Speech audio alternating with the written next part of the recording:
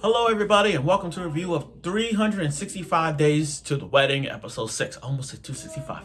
365 Days to the Wedding. Now, last week was an episode about, Rika and Takia getting together. Takia and Rika getting together and knowing each other. And then all of a sudden, the whole cliffhanger with Takia's childhood friend is now there. Now, this episode, though, very drama and very dramedy in this one. You see, this is about divorce. That's what the theme is, divorce. Marriage is very hard. Marriage is very hard.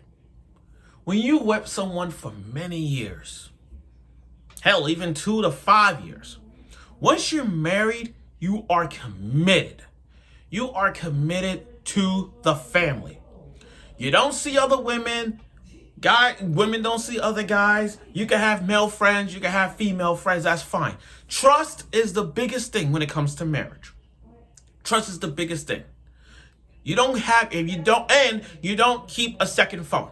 You keep one phone, and you have to share every bit of photos and information you have because you and your wife, your husband have shared like a one common phone line, and you have to share all your photos. Like if you take a photo, if you have a photo of a naked girl or she has a photo of a naked guy, then the whole trust is gone.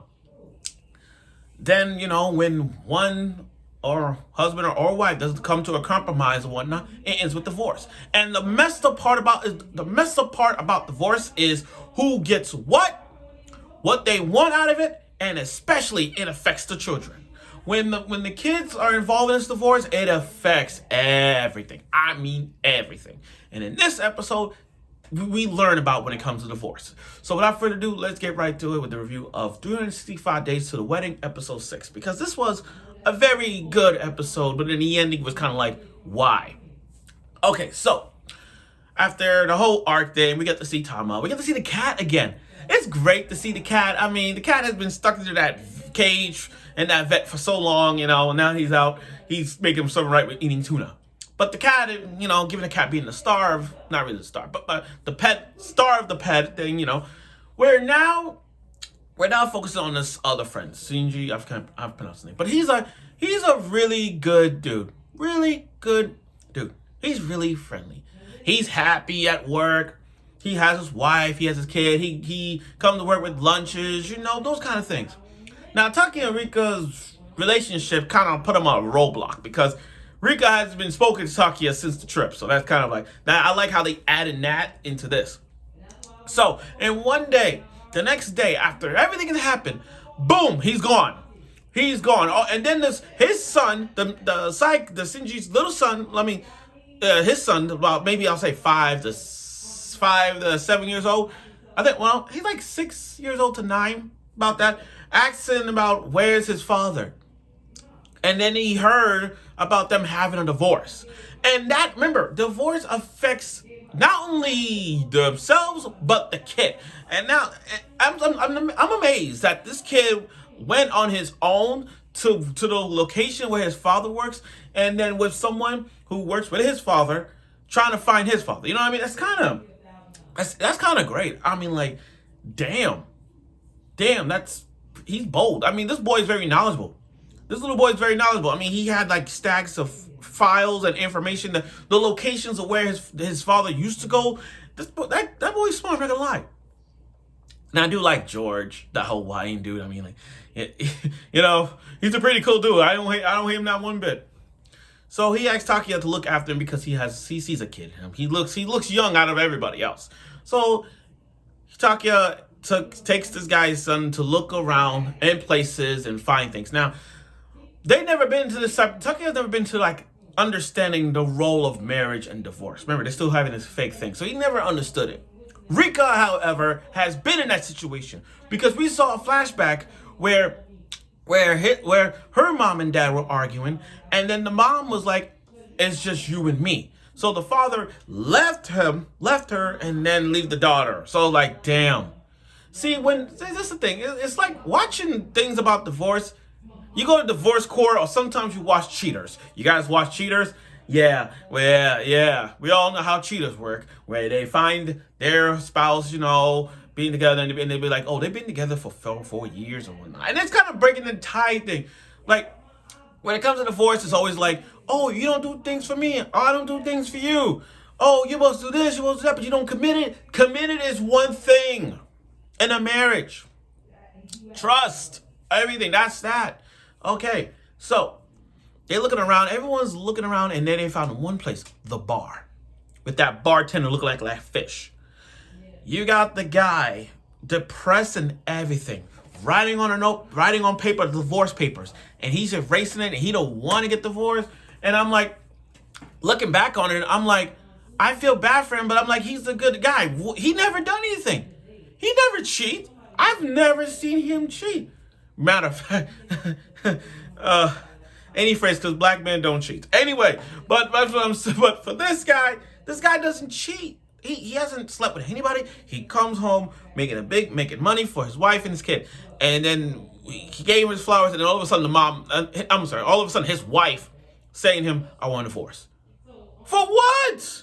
I want to know why did that even happen when he came home. I want to find out. But when a guy when a guy hears their wife wants to go on wants to have a divorce, the husband just literally finds something to cool him down. They will go to places beyond their dream, and especially going to a bar. And he's crying and drinking, and then he goes out running like King Kong. Matter of fact, what level of King Kong? He went out like Donkey Kong. Yeah, DK. Donkey Kong. He went in and going in like Donkey Kong, climbing on trees. And I'm like, this guy's got bananas. Like, we get bananas going on.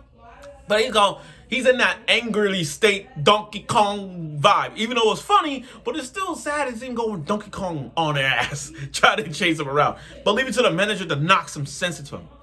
Because what's most important in his life is his son. And for Shinji to walk with his son, he understands what's important now. He has a key going for him, which was great. And Rika understands a boy going through, because we saw a flashback where they're arguing and she's staying with him. It's kind of, looking back on that moment, I actually want to see Rika's father. I'm not kidding. I mean, there was flashbacks when she was alone and we hear her mother's working really hard, but we haven't seen her parents. And I'm curious to see where her mom is or her dad. I just want to know. I just want to know where that goes. Like, I'm really curious about her lifestyle. I mean, her lifestyle, we've seen it when she was lonely and she loves maps and whatnot, so she's okay. But I really want to know about the parents. Like, why did they get divorced? That's that. But now, as everything goes out of the way, here comes Takiya's childhood friend now, the dark-skinned girl. She's now in Tokyo. I mean, she said she moved to Tokyo, but come on. Another cliffhanger from the same character again. Like, I'll be honest with you guys. My brain's kind of far wide. I don't remember or recall an anime character getting a cliffhanger back to back. I think Naruto did it. I don't know. Maybe One Piece. I'm trying to remember. But for her to see Rika again back to back, yo, that's something. I gotta see where this goes. I really am curious now. And I hope next episode starts from that part, because that part was funny. Ha! I can't wait to see. But overall, though, this episode has drama in it. It was drama and comedy put together. The comedy part was the main guy getting chased around like Donkey Kong, and all the workers trying to get him back. And, but the whole thing was about divorce. That's the drama theme of it, divorce. And when divorce comes in play, once the word divorce, it affects everybody, including the children. And we got a glimpse of this. That's the ticket to all this. So I look forward for next week's episode, 365 Days to the Wedding. I can't believe I looked at it. It says 342 days. So it's getting there. Probably towards the end. We'll see where this goes. So I look forward for next week's episode of it, and I'm sure you will.